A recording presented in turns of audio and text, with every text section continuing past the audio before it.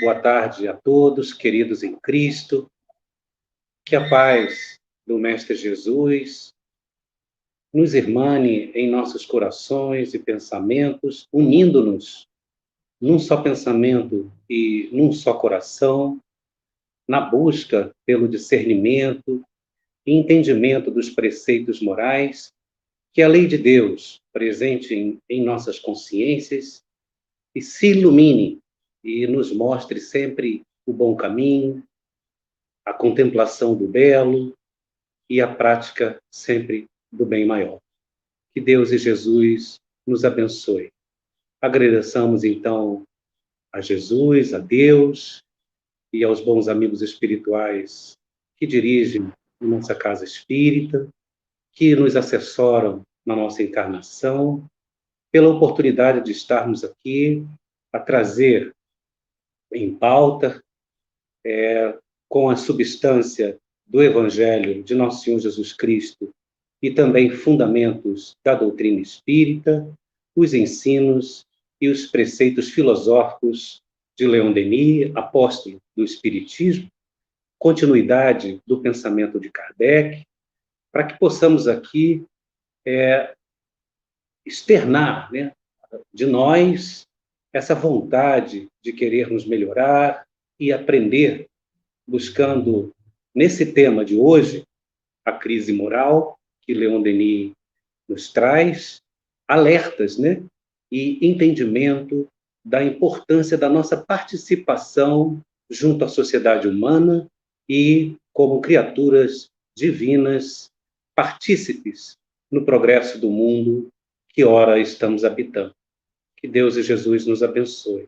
Muita paz a todos, a alegria de podermos estar adentrando aos corações e aos lares, na representação junto aos amigos espirituais Baltazar, Antônio de Aquino, Dr. Erno e outros mais que a nós se ligam, adentrando os lares e os corações, levando a palavra de Deus. Muita paz a todos. Como o Juan nos trouxe, nosso irmão amado Juan, hoje o tema é a crise moral, do livro Depois da Morte, capítulo 8, que é continuidade das reflexões de Leon Denis em torno do materialismo e do positivismo, duas filosofias contrárias às religiões, contrárias aos pensamentos religiosos, que exaltam, que exortam o sentimental e o espiritualismo. Então, essas duas filosofias, Leon Denis desdobrou no capítulo anterior, no capítulo 7, trazendo o materialismo e o positivismo. E ele inicia esse capítulo 8 referindo-se a essas duas filosofias, mostrando como a humanidade, abraçando essas duas filosofias, ela se deixou levar num laissez-faire, ou seja, à vontade, ao Deus dará, né? Deixando a vida levar, e acabou se deixando envolver pela materialidade da vida encarnada, né? Da vida física do planeta, e também pelas questões positivas, né? Do positivismo, que priorizam a ciência, o pensamento científico, onde se dá exclusividade à comprovação, à identificação pelas provas científicas de toda e qualquer verdade. Então, a sociedade humana moderna, como bem diz Leon Denis, abraçou essas duas filosofias, culminando numa situação, pode-se dizer assim, quase de degradação moral, que Leon Denis chama de crise moral, que ainda vivemos ainda hoje. Não tanto como naquela época, porque naquela época de Leon Denis, o mundo recém tinha despertado, tinha aflorado da Revolução Industrial, né? Então, a ciência se fazia muito firme, muito forte no domínio sobre as massas humanas, pelas facilidades, pelo bem-estar, pelas conquistas intelectuais que advieram das dos estudos, do progresso científico conquistado naquele momento da civilização. Então, esse é o contexto que o Leon Denis traz no início do capítulo, né? E o que nos faz buscar por um entendimento, nesse nosso início de reflexões, do que seria a moral. Então, nós vamos até o Livro dos Espíritos, e na questão 629, onde Kardec pergunta aos espíritos como se poderia entender ou como poderia se definir a moral. E os espíritos respondem, então, que a moral é a regra para se conduzir ao bem, ou seja, a distinção entre o bem e o mal, a observância das leis de Deus. O homem de moral, o justo, ele busca todos os seus esforços em vista do bem coletivo e do bem geral. Assim, este homem estará observando as leis de Deus. Esta é a resposta dos espíritos em relação ao conceito de moral, ou seja, todos nós que buscamos o bem, que buscamos a distinção entre o bem e o mal, e que nos conduzimos de forma justa, né, buscando a justiça de Deus, pelos preceitos das leis de Deus, estamos alcançando ou trilhando ou agindo segundo a moralidade. Né? Então, nós percebemos aqui que Leon Denis nos alerta na observância destes conceitos, sobretudo na observância das leis de Deus. E isso nos faz remontar ao livro Gênesis, né, do Pentateuco cristão, onde no livro Gênesis, no capítulo 18, versículos 16 a 23, mais especificamente, 16 a 33, mais especificamente 23 a 33, onde Abraão ele dialoga com o Senhor Deus. Isso acontece logo depois que Abraão recebe a visita dos 3 anjos e recebe a notícia de que Sara, sua esposa, já com uma idade avançada, e ele, Abraão, também com 99 anos, com uma idade bastante avançada, ambos trariam à vida uma criança, ou seja, ela seria mãe e ele seria pai nessa idade avançada. E ele estava muito feliz, Abraão. E o Senhor, Deus, conversa com os 3 anjos e diz assim: Abraão, presciente e justo como não seria bom nós não colocarmos para ele a nossa intenção, que era, naquele momento, destruir Sodoma e Gomorra, que clamava por justiça, haja vista que a perversidade era muito grande e a degradação moral na cidade, nas 2 cidades, era muito grande.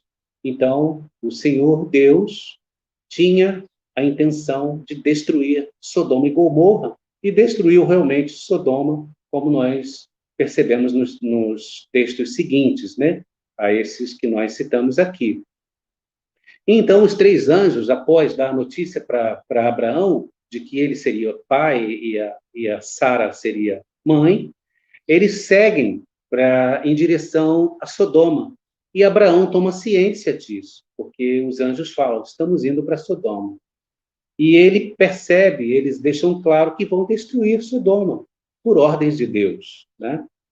E aí eles seguem para a cidade e Abraão continua conversando com Deus. E ele pergunta então: Senhor, o Senhor sendo o Senhor da justiça, se tivermos 50 justos na cidade, eles seriam destruídos junto com os ímpios? Isso não seria justo? Não seria para o Senhor da justiça? E ele diz: se tivermos 50 justos, pouparemos a cidade. E Abraão continua: mas, Senhor, e se tivermos 5? 5 não forem justos? E ele diz: se tivermos 45, pouparemos a cidade. E aí continua: mas, Senhor, perdoe-me a minha insistência, mas se só tivermos 40, também pouparemos pelos 40 a cidade. E aí continua: e se, Senhor, perdoe a minha insistência, mas se só tivermos 30, também perdoaremos as cidades pelos 30. E se forem só 20, também perdoaremos se forem apenas 20 justos. Senhor, e se forem 10, também perdoaremos a toda a cidade por estes 10 justos. E aí o Senhor se afasta. O que nos traz aqui de observação nessa passagem, nesse diálogo de Abraão, o justo? Abraão era tido por Deus como justo, reto, bom, né? Que seguia a moral de Deus, a lei de Deus. Então, o que nós observamos aqui? Que Deus, ele entende que todos nós somos merecedores de misericórdia, que a misericórdia dele é para todos nós, que aqueles de nós que buscamos a justiça, que buscamos a moralidade, somos queridos de Deus, e que, buscando a moralidade, nos aproximamos dele, do Pai. Na continuidade da história, Sodoma foi destruída. Não sabemos como, em termos físicos, em termos científicos, há muitas especulações, há muitas pesquisas em torno disso, né? Do que aconteceu em relação a essa destruição, né? Mas não é o tema específico para nós aqui. O importante é a lição de que o justo, ele é observado por Deus.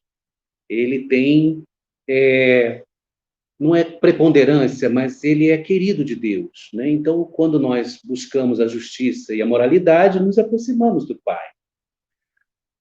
E aí, nós observamos aqui que, nesse quadro que Leon Denis pinta, que ele desenha para nós, se aproxima muito do que Abraão visualizou e do que Deus visualizava em relação a Sodoma. Podemos até perceber Sodoma como uma massa humana da época, como a massa humana de hoje, né?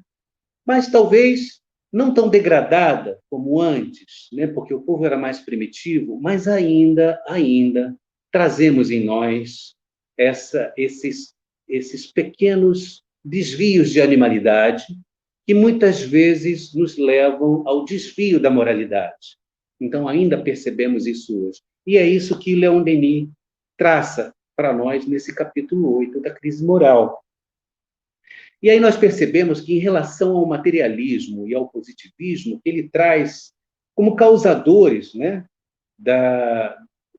desse descarrilhar, né, dessa degradação pelo qual a sociedade passa, né, pelo qual passamos ainda, surge dessas duas filosofias a ciência comandando o processo material e comandando o processo do positivismo, da comprovação, da prova, da busca da verdade pela experimentação, não é? Cabe lembrar aqui que Kardec era positivista, mas Kardec sabia dosar essa veia do positivismo, a veia científica dele, com a vertente religiosa e da fé que habitava nele. E é isso que Leon Denis vai nos trazer reflexões e nos chamar a atenção, porque com o positivismo e o materialismo, com o surgimento da ciência despontando, comandando o mundo, surgem as conquistas intelectuais, surgem as conquistas de bem-estar, e aí o homem passa a observar, passa a se observar, passa a se olhar para ele mesmo, passa a se priorizar, passa a buscar o conforto próprio ou o conforto do seu exclusivo núcleo familiar, e aí tendemos com muita facilidade ao egoísmo e ao individualismo, caindo assim num processo de degradação moral pela incredulidade que cresce, pelas paixões que se exaltam, pelos vícios que são abraçados e pela apatia que envolve muitos aqueles que vivem na abundância e no conforto pleno, sem vontade de trabalhar, sem vontade de estudar, sem vontade de produzir, sem vontade de contribuir, sem vontade de se solidarizar. E aí cai-se na apatia, na degradação moral, nas perdas da oportunidade de progresso, de crescimento, e de percepção das leis de Deus. Com isso, nós podemos observar aqui, com muita facilidade até, que nos evangelhos, nos textos sagrados, nós encontramos fundamentos para continuar discorrendo, continuar refletindo sobre essas questões da crise moral, sobre a questão do justo, daquele que abraça a moral, daqueles de nós que seguem as leis de Deus. E Paulo, na carta aos Romanos, mostrando para nós que é imperativo que nós nos lancemos à caridade, que nós nos lancemos ao trabalho no bem, que nós nos lancemos à busca das virtudes pelo trabalho no bem. Então, ele diz assim na carta aos Romanos, no capítulo 2, versículo 13, ele diz assim: porque diante de Deus não são justos aqueles que ouvem a lei, mas serão tidos por justos aqueles que praticam a lei. Vejam que interessante. Porque é muito comum para nós, humanos da Terra, que abraçamos uma religião e que muitas vezes até entendemos as leis de Deus, entendemos as leis morais, que acharmos que estamos prontos ou salvos, acharmos que estamos prontos para alçar os céus e habitar no Elísio, nas regiões paradisíacas. Perdão. Mas não é bem assim. Para o Pai, para Deus, é importante que nós, os filhos, sejamos seus instrumentos de trabalho, seus instrumentos na continuidade da sua obra. E ele espera que nós assim nos comportemos. E que, ao invés de só ouvir, acatar, acalentar em nós, assimilar em nós as leis de Deus, porque elas já estão esculpidas, inscritas em nós, em nossa consciência, né? Termos essa consciência apenas não é suficiente para que nós cresçamos espiritualmente, para que nós cresçamos em moralidade. É necessário que nós nos lancemos como partícipes na obra dele, o Pai, e contribuamos para o progresso do mundo e para o progresso da sociedade humana. Progresso não só científico, mas também o progresso moral. Também encontramos no livro do Eclesiastes, no capítulo 7, no versículo 20, que no Eclesiastes aponta, e esse capítulo do Eclesiastes, o capítulo 7, é o capítulo das máximas de sabedoria. Perdão. E nesse capítulo das máximas de sabedoria, é Salomão quem escreve no livro do Eclesiastes. Ele nos traz uma reflexão também sobre os justos. E ele diz assim: não há justos sobre a terra que faça o bem sem jamais pecar. Importante aí nós observarmos que não importa como nós estamos na nossa condição evolutiva. O que importa é o nosso impulso, o nosso ímpeto, a nossa vontade de fazer o bem, de praticar a caridade, de exercitar as leis de Deus, de buscar o crescimento moral.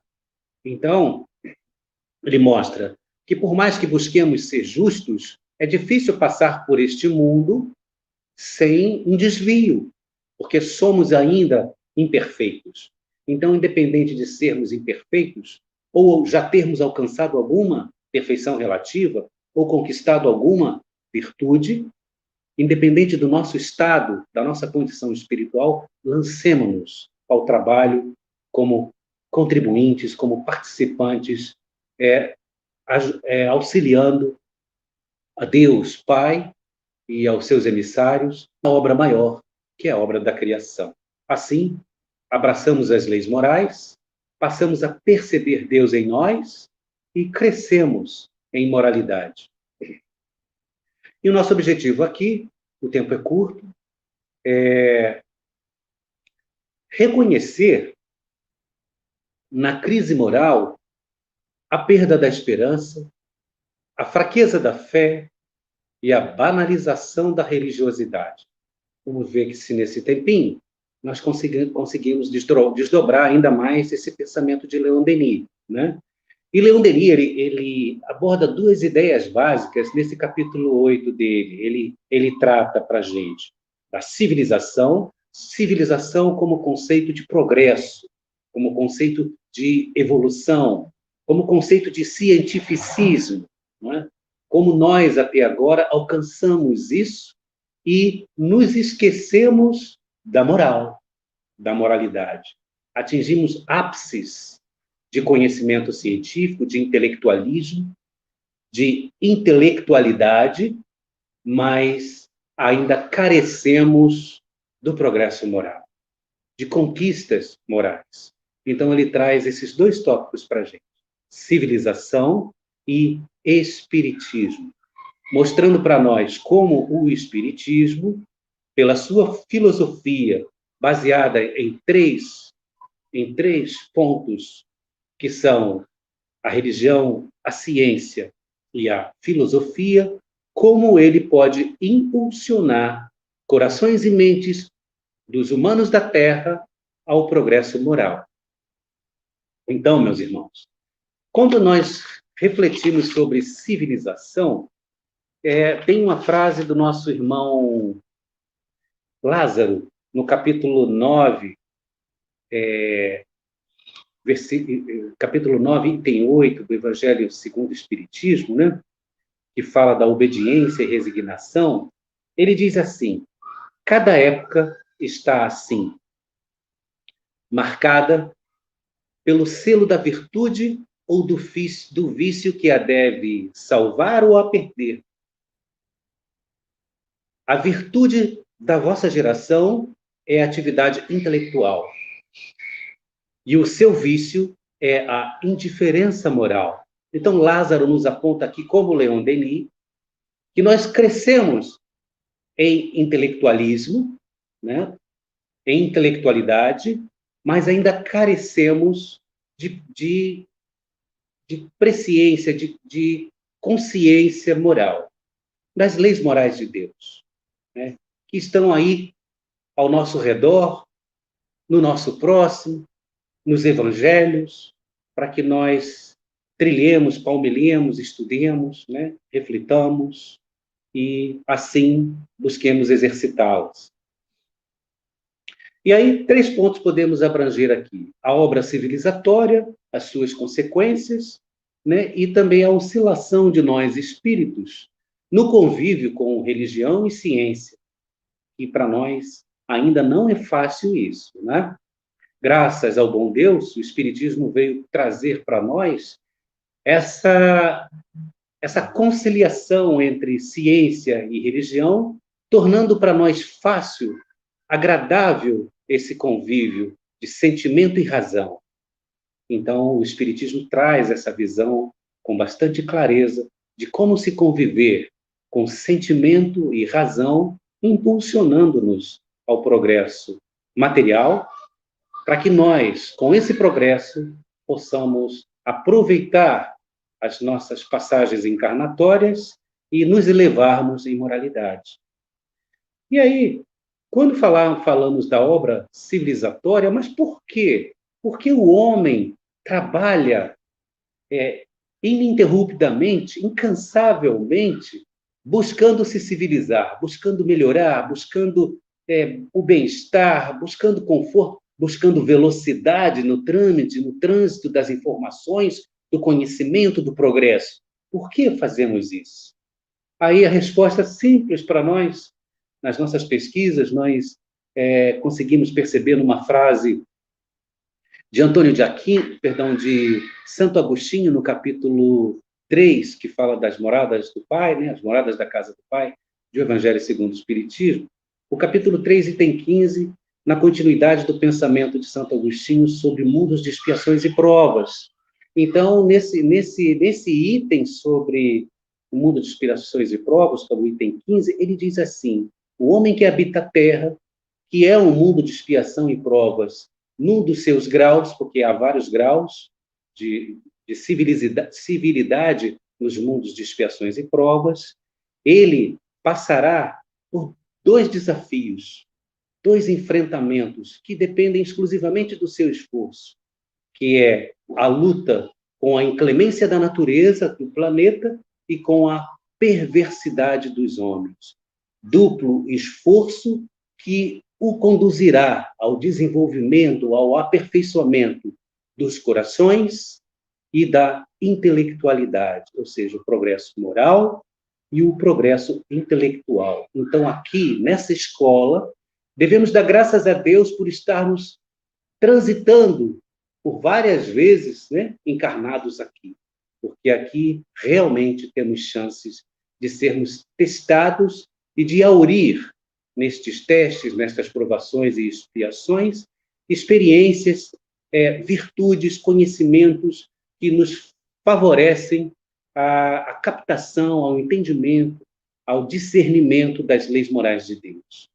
E aí, por isso nós trabalhamos, por isso trabalhamos a terra, por isso trabalhamos nossos corpos, por isso trabalhamos nossas almas, por isso trabalhamos as nossas relações entre homens e mulheres, relações em humanidade. Assim crescemos, assim evoluímos em moralidade e em intelectualidade.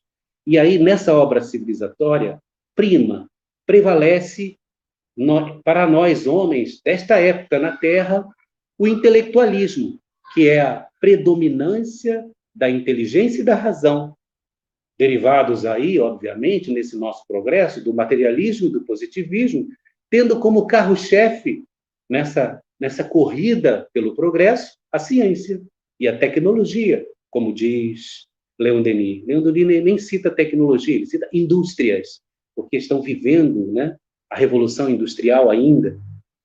Então, perdão, nesse conceito de ciência e tecnologia, Leon Denis deixa bem claro que nós abandonamos o interesse pela moralidade, pelo desenvolvimento moral.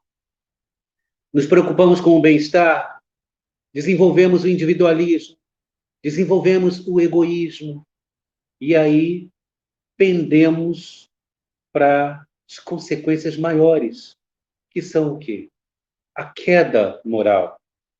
E dessa queda moral, Leon Denis nos cita a depravação, o suicídio e os crimes e delitos, como consequência dessa não priorização por nós do desenvolvimento moral, do uso, do exercício do sentimento nas relações, no trabalho, na ciência, na conjugação, na conjuminação, né? Na comunhão de ciência e religião, pela razão e pelo sentimento. Essas duas forças que, outrora e ora, muitas vezes são inimigas, e que agora o Espiritismo, já há muito, desde que se estabeleceu no mundo, vem conciliando e fazendo com que sejam forças amigas. E aí, mesmo assim, nós temos a dificuldade de estarmos ainda numa oscilação constante, espíritos que somos, encarnados por vezes aqui na Terra, muitas vezes, aliás, né? Num conflito constante que nós temos ao abraçar a religião e a ciência. Então, vivemos esse conflito. A religião, porque muitas vezes fomos bombardeados pelos erros, pelas superstições, pelas dominações, pelos dogmas, pelas intolerâncias. Mas, mesmo assim, as religiões nos trouxeram como benefício religiosidade e fé. Por isso temos que abraçá-las, né? E qual a perspectiva que predomina hoje ainda na sociedade humana em relação ao pensamento religioso? Que temos ao desencarnar ou um inferno, né, ou um paraíso. Infelizmente, 99% da população mundial pensa assim, desafortunadamente, né?